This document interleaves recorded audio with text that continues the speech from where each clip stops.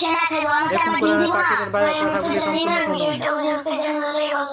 ঠিক আছে আজকে আমি ডিম ছাড়াই খেয়ে নিতেছি কিন্তু বিষয়টা আমি হুজুরকে জানাবো।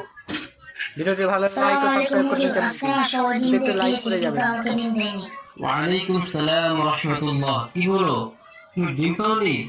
আজকে দায়িত্ব ছিল কার? বাচ্চাটি কমপ্লিমেন্টারি হুজুর টেস্ট আজকে দায়িত্ব ছিল আল হাদি ভাইয়ের। যাও হাদিকে ডেকে নিয়ে আসো। ঠিক আছে হুজুর। কেউ স্কিপ করবেন না, পুরো ভিডিওটি দেখে যাবেন।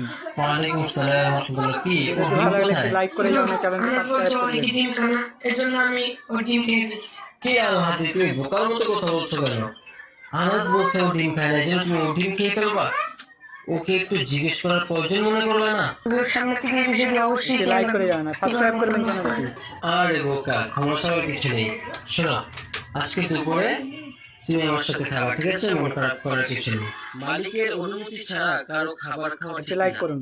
অন্যরা যতবারই বলুক না কেন।